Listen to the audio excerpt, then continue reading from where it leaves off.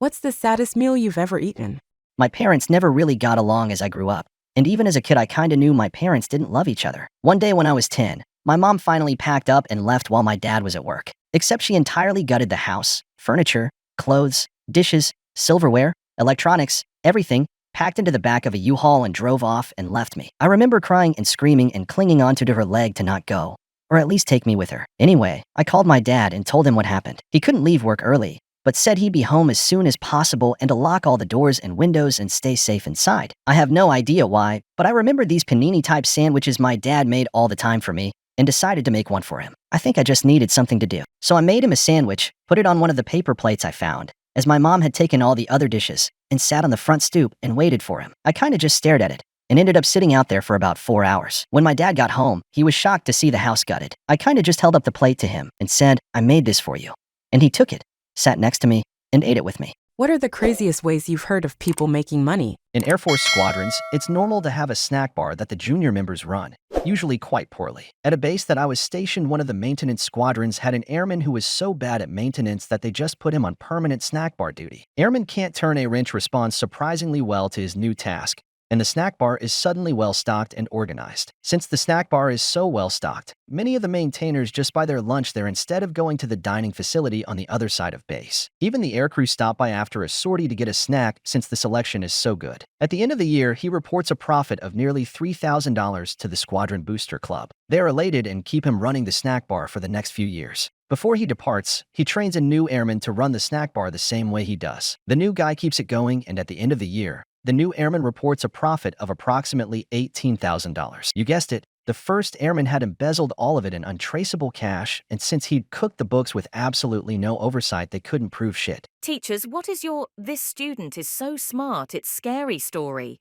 One of my kindergartners just knows multiplication, and not just the basic 5s or 10s. In the beginning, when his parents told me, I played along with 2 by 2 or 10 by 10, but you can tell him 17 by 14 and he knows it instantly. So cool to watch. I was doing a 500-piece puzzle with some kindergarten kids. We finished the puzzle, except for one piece, which was nowhere to be found. Kid comes and takes one look at the puzzle on the table, says, "Oh, are you missing that?"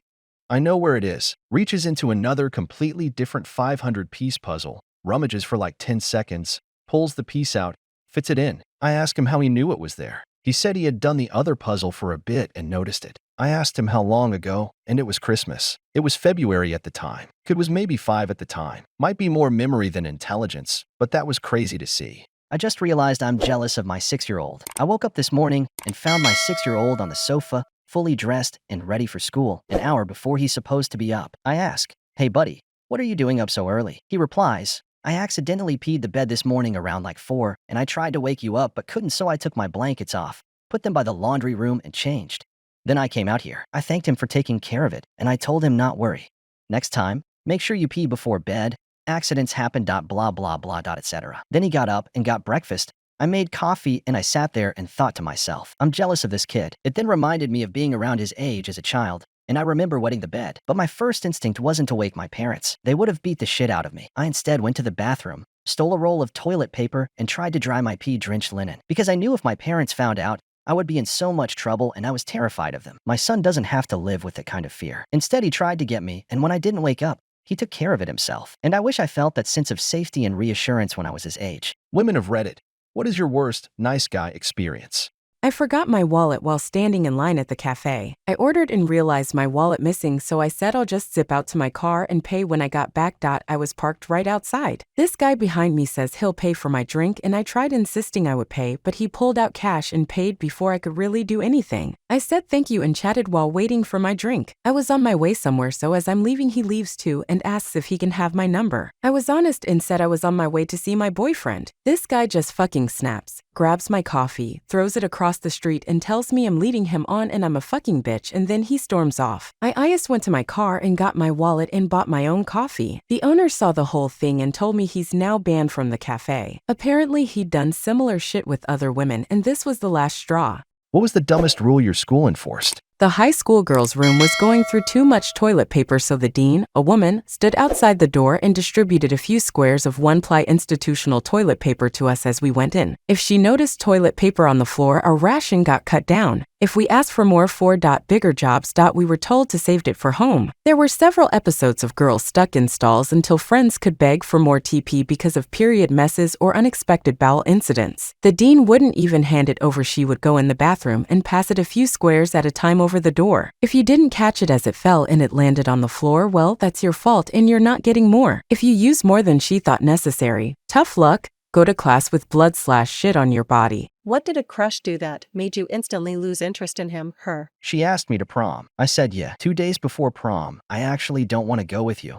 But I already bought both of our tickets. As the guy, I expect you to pay me back for them. I tried to explain that's not how transactions work. She kept telling me it was my responsibility. I asked if she was going crazy. Never heard from her again.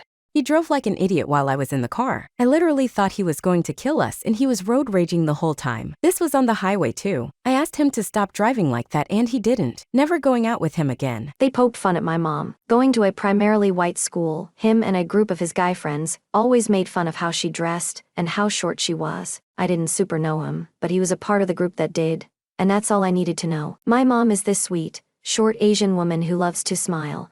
And yes, she sometimes wears goofy clothing, but no one makes fun of my mama. Think my girlfriend hired someone to see if I would cheat. A couple of months ago, I received a text from a girl asking if I wanted to go out. I was confused at first because I didn't recognize the number. After a while of not responding, she sent me a picture of herself in a sports bra, saying that we met at a work party she accompanied a coworker to. Only a few people outside of my work knew I was at that event. So this was more than just a scam text, it seemed. I got worried that my girlfriend would see these messages, so I showed her and asked her if she knew who this girl was. She laughed and said she didn't, and I thought her reaction to it all was weird because my girlfriend has been cheated on a lot in the past, so I thought it was weird. She laughed and was so relaxed about it. Flash forward a couple of months. My girlfriend comes into the room while I'm working and tells me about this TikTok person she follows who hires herself out to people who want to see if their partners will cheat. People give her their significant other's information and she contacts them to see if they'll take the bait and cheat. My girlfriend tells me this crazy story about it and I jokingly say, "Was that the girl who messaged me the other month? Did you hire someone to see if I cheat on you?" Then she got a panic on her face and stared off into space for a second. We just kind of look at each other for a moment and she tells me no, then looks at her phone and paces out of the room. My mom just told me that I better cheat on my boyfriend.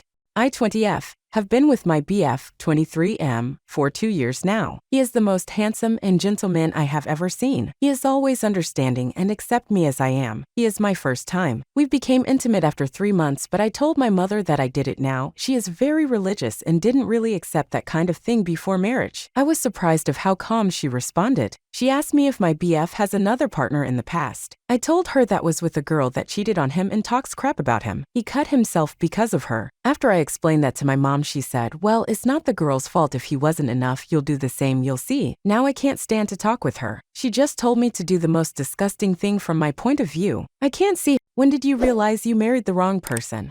On the wedding day, she spent a fortune on unnecessary things. And I knew I'd be the one fitting the bill on the credit card she ran up. So I told her no more. She said she wanted an ice cream vendor there. We already had 2 dessert bars. Told her it was not needed. She fought me on it, but finally agreed. Wedding day comes. I'm standing with my groomsmen, and comes the ice cream truck. Knew right then. A woman I was dating told me she divorced her husband because after his father died in his arms he was very depressed and she didn't want to be around depressed people.